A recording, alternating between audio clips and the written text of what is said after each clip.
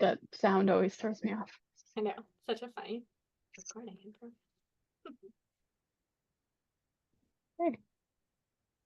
So we'll give it about another minute and then we'll just get started. Sure.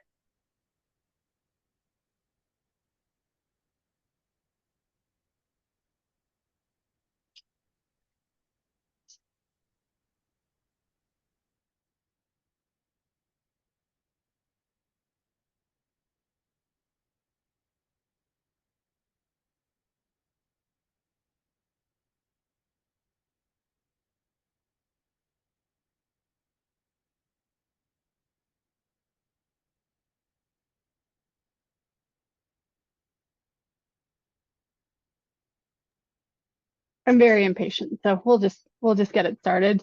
I will let you introduce yourself, Michaela, but hello everyone. Thank you so much for coming. Michaela is going to be unraveling the secrets of the best running technique.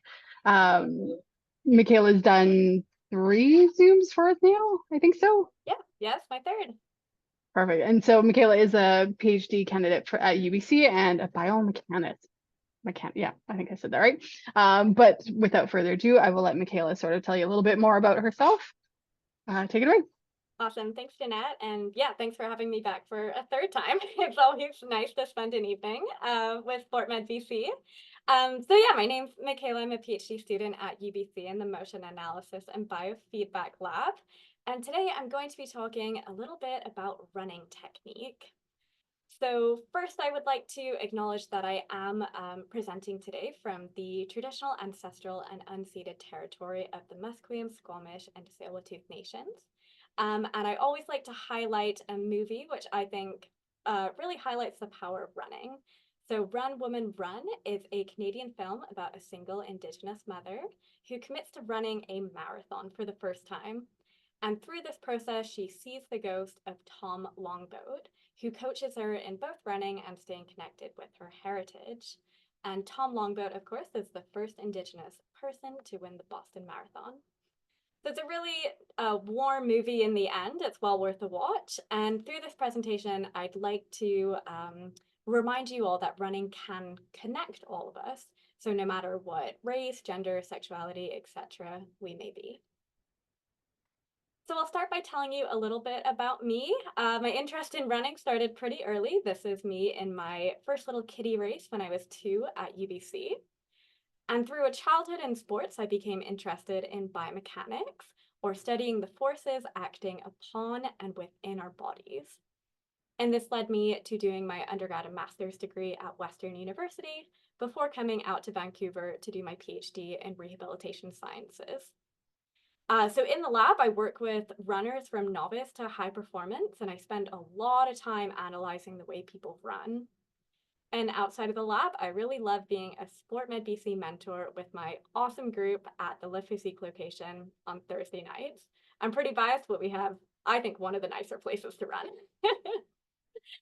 So from interacting with runners, talking to them, I noticed there's a lot of confusion about how to run properly. And people often ask, Michaela, what's the best running technique? And if you were to do a quick Google search, it will return a lot of different pages and pictures. So I did a quick one this morning. So just to pull a couple, this one's pretty standard, how to run properly. Have one here, top running technique tip to prevent injury. Lots of information about how to run faster. This one tells you how to run slow, which is also great. Now we're getting a little bit more specific, so saying the arm should be bent at approximately 90 degrees. And then this one I'm a little confused about. It seems they want to highlight hand position. Maybe that's important for running, maybe not, we'll find out. So is any of this research, or sorry, this information correct? Is it based on research? Well, today I'll hopefully be explaining that. So we'll speak for about 20 minutes and then we'll open up for questions. So first I want to identify important features of running technique, then give recommendations for the best running technique, and do that for 3 groups of people. So first group, people who are not injured and who do not want to run faster. Second group, people who are injured. And third group, people who want to run faster. And for a little bonus, I'll tell you about the research we have ongoing at UBC. And a quick disclaimer, I'm not a healthcare professional, so therefore information in this presentation does not constitute medical advice. I'll be talking about some injuries. I'm not qualified to prescribe treatment, but there are many wonderful experts affiliated with SportMed BC who can. So let's start with the pre-presentation quiz. You don't have to answer it out loud, just keep your guesses in your head and we'll return back to it at the end. So first question, true or false? Runners with bad form will get injured. True or false? Runners with bad form will get injured. All right, second question. Runners should land on their heel first. So that's that third picture right there, as opposed to running on your toes like the first picture, or maybe landing in the middle of your foot like that middle picture. And then final question, runners should take 180 steps per minute. True or false? So keep those answers in your head and we're going to come back to them at the end.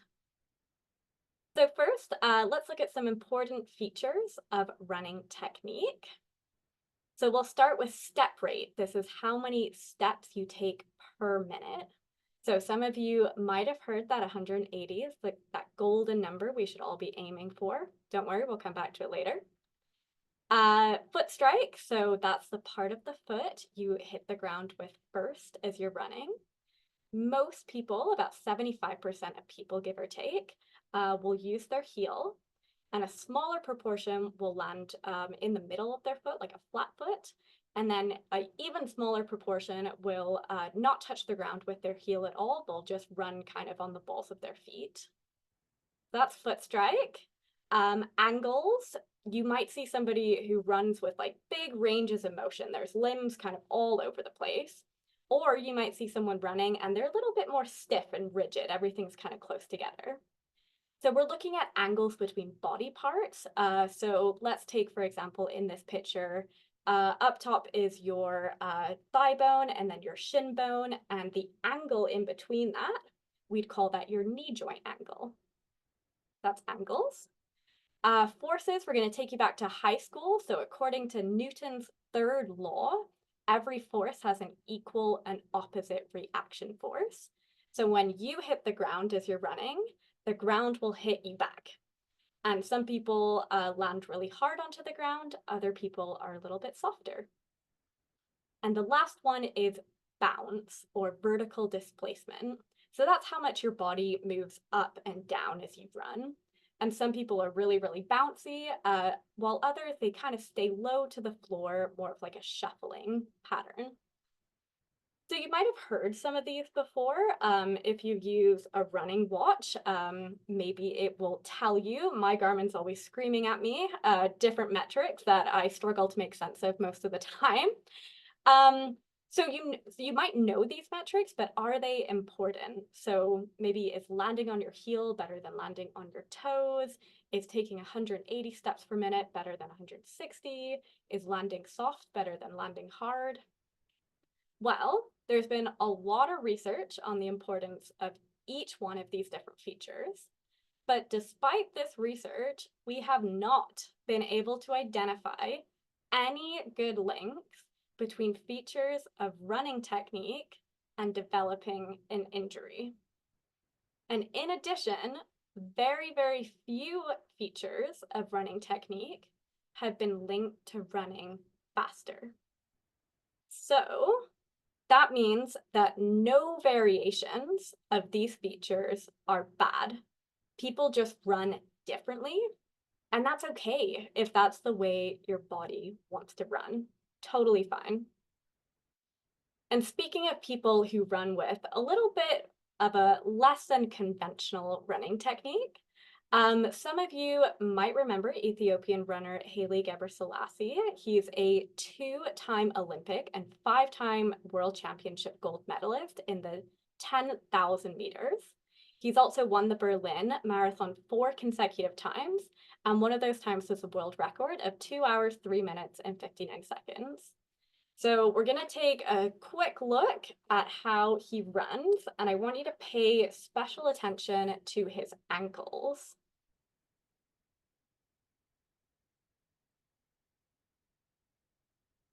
So some of you might see it. His ankles roll in quite a bit. It's almost like painful for me to look at sometimes. I'm like, whoa, that looks like it hurts. So he runs with super rolled ankles. It's harder to see from this position as well, but he also runs and his right arm is a little crooked. It moves differently than his left arm. And that's because as a child growing up on a farm in Ethiopia, he ran 10 kilometers to school and then 10 kilometers back. And in his right arm, he was holding his school books. So that's how we grew up running, and it's never changed. And no one can really argue that Haley is not fast. So why hasn't anybody perfected his technique, told his ankles that they shouldn't be rolling, or try to straighten out his crooked right arm? Well, because, as we've just seen, no specific run technique is linked to injury, and only a few aspects of run technique are linked to better performance. So his ankle roll and his arm swing doesn't put him at greater risk of injury, and it's also not a factor that affects his performance. So now you might be thinking about your own running technique and which one's best for you. So in the agenda, I said we'll break everyone up into 3 different groups. And the first group are those if you're not injured and you do not want to run faster, you're happy with your speed, you're maintaining, everything's great. This group is really easy. Just follow the golden rule. So if you're not injured, you don't want to run faster, don't change anything. It is likely that you have adapted to the way you run. Because with this group of people, it's quite rare that I would ever change their technique. We don't want to change it because it's working. Because typically it's not the technique that causes an injury, it's the transition. And so I'll highlight it with this example. Just gonna click through there. So let's say you're we'll start over at foot strike. And let's say like 75% of the population, you are a heel striker. So you hit the ground with your heel first. But you hear somewhere that people who run on their toes get injured less and are faster runners. It's not true, just an example. Now running on your toes, that's going to change the angle between your foot and your shin. And changing that angle shifts stress away from your knee to your Achilles tendon and your calf muscles.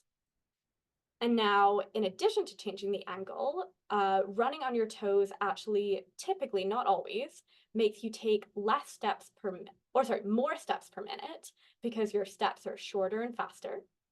And because they're shorter and faster, you don't have as much time to bounce up and down.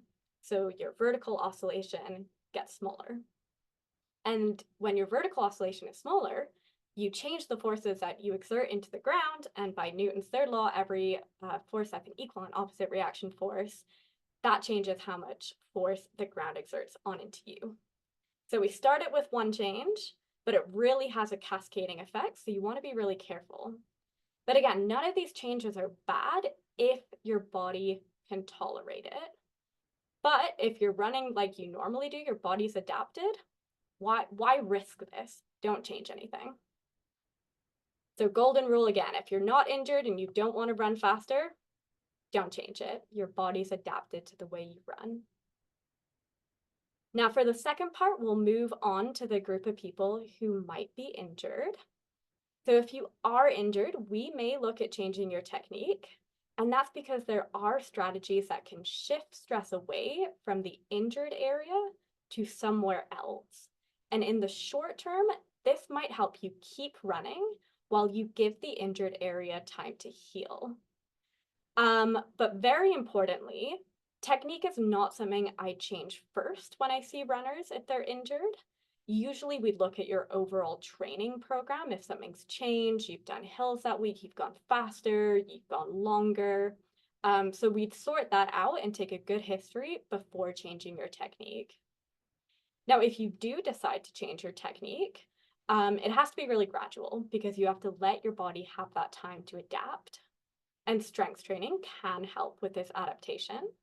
Because remember when I said we'll shift the stress away from the injured area to another? That only works if the place we shift the stress to is able to tolerate that new stress. Otherwise, you're just going to get injured there too. You'll be injured in multiple places. Nobody wants that. So what I'll do next is I'm going to go through 3 common running injuries and present them all in the same format. So I'll let you know what the running injury is. I'll tell you maybe the more common name for it or the scientific name, things you can do in your training, things you might be able to change in your technique, and then finally some strength training you can do alongside it. So we'll start with Achilles tendon pain. So your Achilles tendon is on the back side of your lower leg. So going from your heel bone all the way up to your calf muscles. An Achilles tendon pain or Achilles tendinopathy, it's quite common in older runners. Tendons get a little stiffer as we age. And I also see it a lot in people who start running out of nowhere or run up hills or run faster really quickly. So to calm it down, we're going to run a little bit slower. We're going to avoid uphills. That puts a lot of strain on the Achilles. For technique, I'd advise taking more steps per minute because that can reduce strain on your Achilles tendon. That might help temporarily. And while we're running slower, avoiding uphills, increasing our steps per minute, I'm also going to prescribe you heel raises so that you can strengthen your Achilles tendon and calf muscles while you're doing all the other things. So when you're ready, it will be strong enough. So heel raises, just going up and down onto the balls of your feet and coming down. So that's Achilles tendon pain. Next, we'll do kneecap pain or patellofemoral pain. This is pain in front of the knee or around the kneecap. And sometimes this is even known as runner's knee, because guess what? Runners get it a lot. So if you're experiencing kneecap pain, you might want to run a little bit less, take it easy, run a little slower, and then also avoid downhill, because as you're going downhill, your thigh muscles pull harder on your kneecap, and that can irritate it. So for technique, again, I'd prescribe taking more steps per minute and also running softer. So kind of running quietly. I always say like a fairy going through the woods. You want to be as quiet as you can, but keep running. And then research has also shown that switching to landing on the ball of your foot can help. But I think this is a riskier change because basically running on your toes, it reduces the stress on your knee, but it moves it to your Achilles tendon and your calf and your foot muscles. So it's a little bit dangerous. So if you are going to transition, think about this one. Of course, I'd want you to do all the other things first. So this is kind of your last resort. But as you're transitioning, I want you to strengthen up those muscles. So again, doing your heel raises and doing some foot intrinsic muscles, so like the little muscles in your feet, strengthen those up as well. And then in addition to doing that, with kneecap pain, we find that hip strengthening and strengthening up your quads on the front of your thigh, that's also really helpful. That's kneecap pain. Now, the last one I'll do is plantar fasciitis, so pain right under on the lower surface of your foot. For this one, it gets really aggravated when you run quickly or if you run up hills or if you're doing plyometrics, so kind of jumping up and down or agility exercises. So for technique, also try increasing your step rate. And then as you're decreasing speed, avoiding hills and plyometrics, you'll want to strengthen up your feet as well. So guess what? More heel raises, more foot exercises. You can tell I really like those ones. So if you're injured, let's recap. Which technique is good for you? Well, it depends on the injury. First, we're going to change training errors, then we're going to change technique. You might have noticed that increasing your step rate, your steps per minute, that came up quite a few times. And it's a pretty safe change for almost everyone because it lowers the stress in many different body parts. It doesn't have to be 180 steps per minute. Just try about 5 to 10% higher than what you're currently doing. That typically does the trick. If you want to try that, you can use a metronome, or when I do it, I find a playlist with music that is at 180 beats or whatever goal I'm reaching for, because it's really boring to go for a run just like listening to a metronome tick, tick, tick, tick. So, but if you do change your step rate, just make sure it's not changing anything else. Because when I increase my cadence, sometimes I go towards that forefoot strike and I feel it in my Achilles. So just be careful. But of course, do make a gradual change and do a strengthening program alongside. And these are just some examples I'm giving as a biomechanist who knows the research, but go see your physio if you're experiencing any sorts of these pains. And then also strength and conditioning coaches or personal trainers can also help. I will always advocate strength training for runners. So yeah. So lastly, I'll speak briefly about the group of runners who want to go faster. So there's a paper that just came out earlier this year, and they try to identify relationships between aspects of running technique and your running economy. Now, running economy is a little bit of a fancy science word, but basically, if you have better running economy, you're using less energy when you run, and that's been linked to better performance. So they were trying to identify features of your running technique that made people run faster or have a better running economy. So they looked at a lot, like so many, and they put it all in this picture. But interestingly, they only found links between better running economy and two different features. The first was taking more steps per minute. We've heard that one before. And the second was moving with a little bit less bounce, a little bit less of that up-down vertical displacement. So if you want to go faster, try taking quicker, shorter steps and make them less bouncy. And I'll leave you with one of my favorite papers. They found that if you're smiling while you're running, that improves your running economy, which of course lowers your energy cost and makes you run faster. So keep smiling, even if it's Hill Week or you're in your 10K, you're almost at the end, smile and you might go a little bit faster. So to wrap up, run technique, these are, sorry, the take homes. Run technique has not been linked with injury. If you are not injured and you do not want to run faster, no need to change anything. If you are injured, it depends what the injury is. Tackle your training first. So whether it be your distance, your speed, the terrain, anything like that. And then we can look into techniques to try and shift that stress elsewhere. If you want to go faster, consider taking more steps per minute and be a little bit less bouncy, and always remember to smile. So if we go back to our questions, runners with bad form will get injured. That is false. We don't know what bad form is. Nothing's been associated with injuries. So right now, we'll say that's false. Runners should land on their heel first. 75% of you guys do, but you don't have to.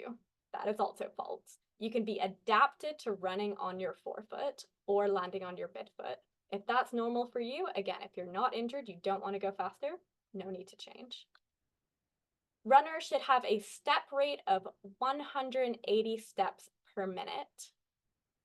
You might have that, but you don't have to. The only time I really change this, if I see a runner coming in and they've got like maybe about 120 and they're going at a really good clip, it's just awkward and it's not that efficient. So that's when I would change it. So see if you got them right, see if you learned something new. And while you're pondering that, I'm just going to tell you a little bit about some ongoing research we have at UBC. So our big study right now, we're looking at how running affects our knee joints. And right now we're doing it in people with osteoarthritis in their knee joints. So the study as a whole has 4 different visits. The first time you come visit us, we'll be doing a biomechanics assessment. which I'll explain in just a sec. Second time, you'll have an MRI scan. Then we send you away for a 12-week running program, and it's aimed to increase your mileage. Week 13, we'll bring you back and we'll do the biomechanics assessment again to see if anything's changed. And then the next week, you'll come back for another MRI. So just to show you what it looks like in the lab when we are conducting a running technique analysis. So this is like way over the top, only research labs will have this. But essentially we stick all those little silver stickers from head to toe, and then they're picked up by these special infrared cameras. And using those things, we can track your movement. And I'm also standing in that picture on what we call an instrumented treadmill. So that measures the force that you exert down into the ground. And again, by Newton's third law, how much force gets exerted back onto you. And then we can estimate forces within the joint. So we create like a little stick figure of you right there. It's just the same technology as in the movies, but we make a stick figure and not like a cool dinosaur or something. Maybe that's my next project. I'll make runners into dinosaurs. So that's looking at your running technique. And then for the MRI part, what we do is we take pictures of your knees, then we run you on a treadmill for half an hour, and then we go back and we take more pictures, and we see how structures in the knee joint recover and respond to running. So if you are over 40 years old, you have knee pain and no history of knee surgery, and you also run 10 kilometers or more a week, and it can be run walking as well. I know some of you are in the RunWalk program. Give us a shout if you think that might be something you're interested in. We'd love to have you come visit the lab. So I've got our lab email right there, our phone number, and then our lab website as well, and then my email up at the top there. And that is all for me. So I'm happy to take any questions. Thank you. Thank you.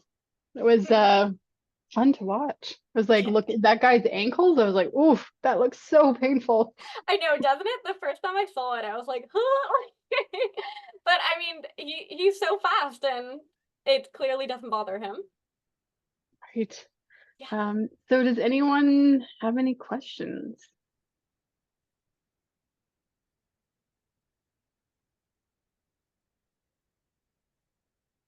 Oh.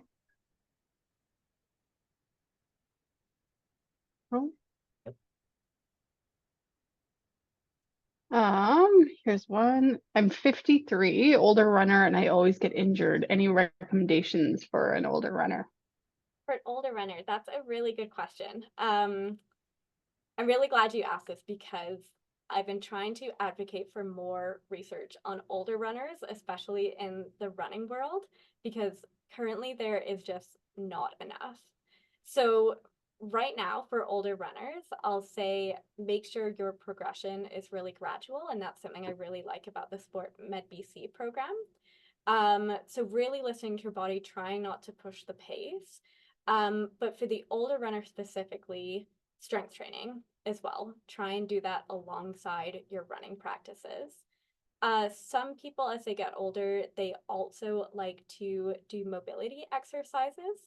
The research isn't strong with it, especially, so stretching doesn't technically prevent injury according to research, but people love to do it. It makes them feel better, so that's totally fine.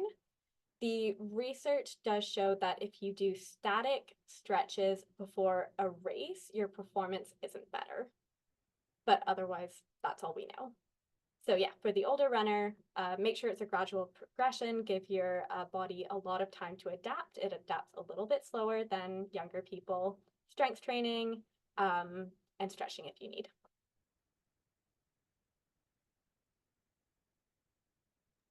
It's always the strength training. Every time. I know. Okay, I have an odd question, maybe odd question. I'm also in the older group, although I'm a year younger than her. but I'm also in that menopausal area, and I'm just wondering how my hormones are affecting my muscles, and like, should I be really watching what hormone replacement I'm taking, or does it matter? Like, where am I at with injury and stuff like that? Again, a really good question, and I wish I knew more. Jeanette, can I follow up with that question, perhaps Absolutely. in a newsletter? Because I do know someone who's more specialized in that area, and I would love to ask them before I give you an answer. Oh, But that's I'm really glad you asked it because it's important. okay. Thanks. Yeah, Yeah, and thank you. I do think that newsletter wise, I think that would be a great topic, just given the demographic that we see most commonly within SportMed BC. So please do. For sure. Something that was in the media lately, if you've been following like Lululemon's Further project. So they had, I think, 10 women run like a 6-day ultra marathon. Camille Herron, who is like a world record holder for many, many ultra marathons, she is perimenopausal, and she's been quite vocal about her experiences with that. And I think that's really going to change, yeah, people's perception of going through menopause, because I mean, 50% of the population does it, so why don't we know more about it? Yeah, yeah, Yeah. exactly. So thank you for raising that. Okay, thanks. Thanks.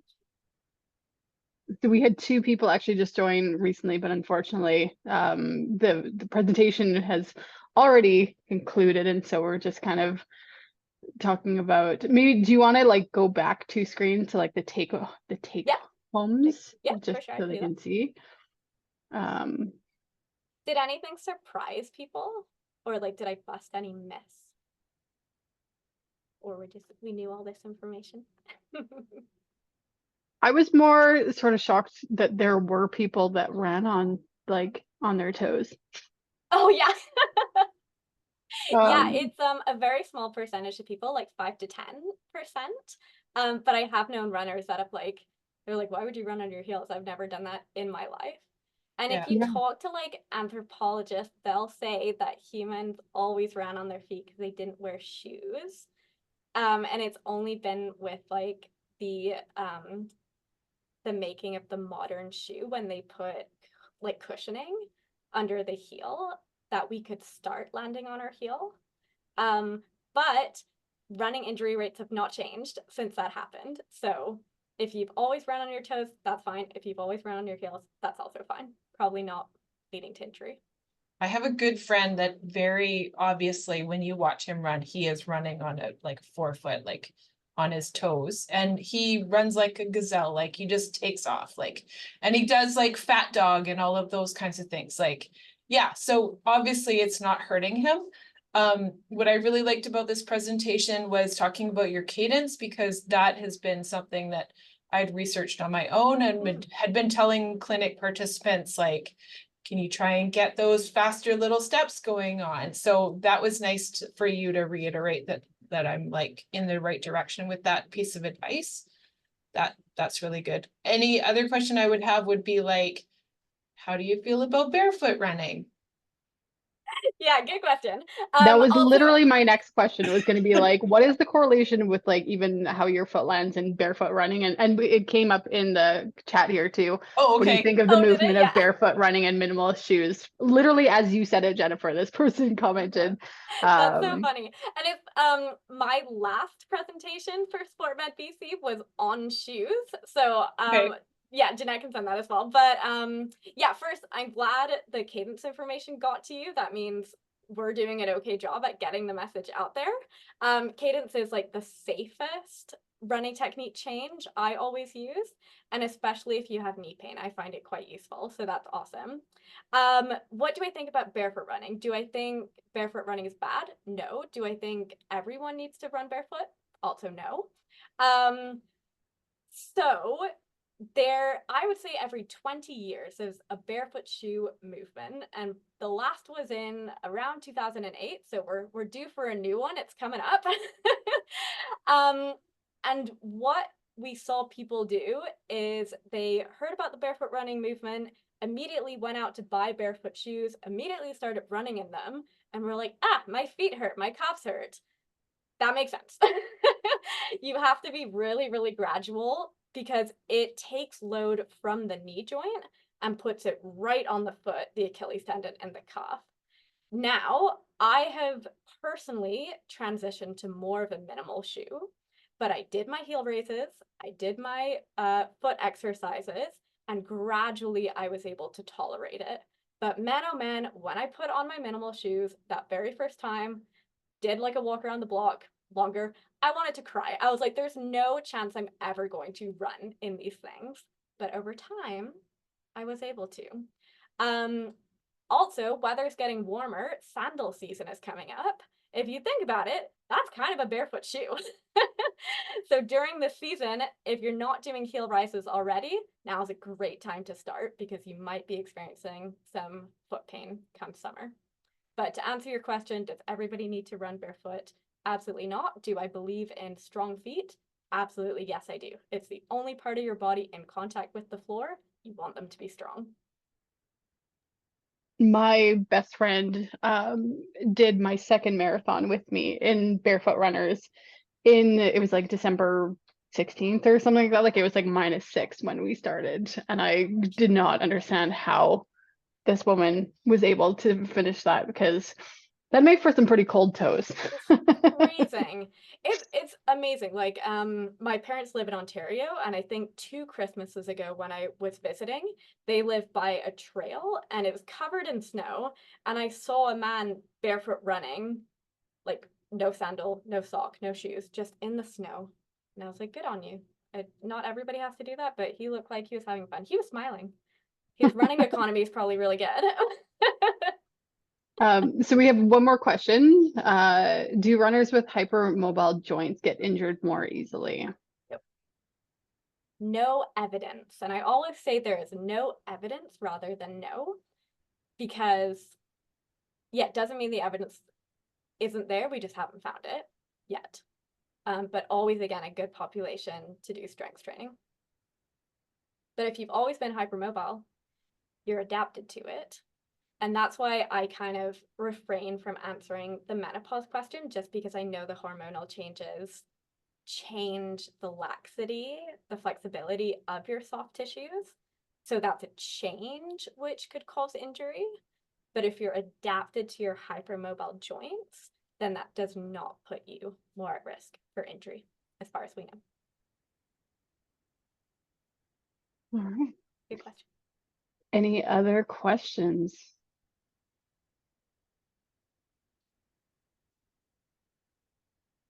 No? Okay. So if no one has any other questions, you guys can feel free to go about your evening with whatever you've got planned. Yeah, thanks for joining us this evening. As always, this will be uploaded to YouTube, and so you guys can share and watch again later on if you missed it. I'm just go gonna find stop. the one on shoes. I'll put it in the next newsletter for you guys as well. Perfect. There'll be a few videos in there because we've had a few speakers.